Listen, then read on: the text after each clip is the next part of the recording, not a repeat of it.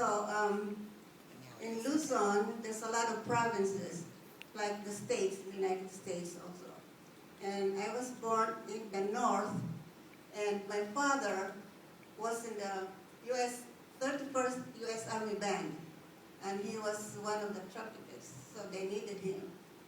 And I grew up in the city of Manila, in the walled city. That's part of Spain's 400 years where they stayed. Unfortunately, during the war, it was bombed to pieces. So there was nothing left in there but one church. And so I went to college, and I went for, first, I went to different schools. In Manila, we have so many schools. So I was going to be a teacher, and I went for a semestral break in my hometown where my grandparents lived was an ammunition depot. Now, what do the Filipinos have to do with all this ammunition left by the Americans after the war? They're getting killed because they're stealing it and going fishing and losing their hands. So now the United States wanted to get rid of all those. So they wanted, I think, 2 girls to work with the civilian employees. And I was on vacation, so my classmates said, "Ann, why didn't you take the test?" I said, "No, I paid for my tuition." "Oh, but you're getting in dollars," she told me that. "You're going to get more money." She dared me. And she said, "I bet you won't be able to pass," but I did pass the shorthand and the typing. And so I have so many jobs. The MPs would come and get me and interview some Filipinos who've stolen some of those, ammunition to go fishing. So they stopped that because they were losing their hands. And then my other job is to answer. I work for a captain. I did the mail and everything. And my husband, Bob, husband was in another part of the base.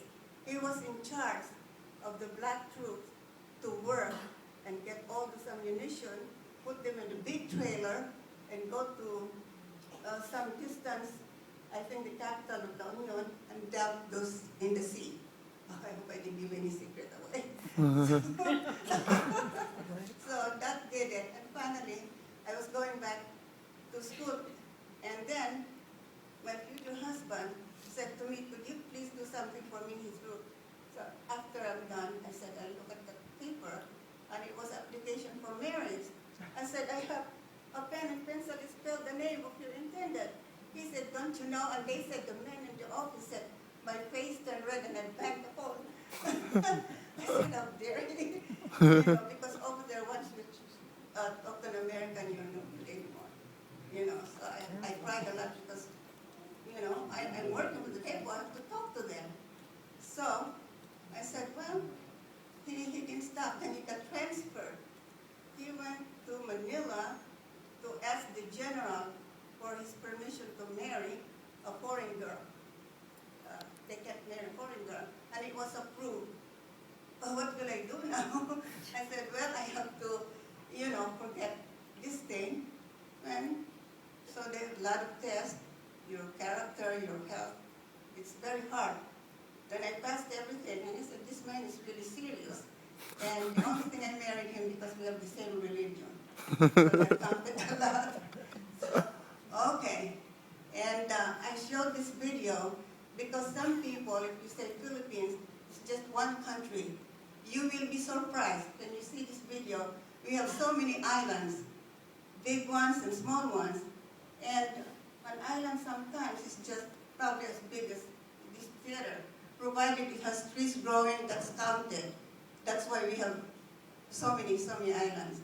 So I hope that you'll enjoy it because this is taken from the southern part and going up to Luzon.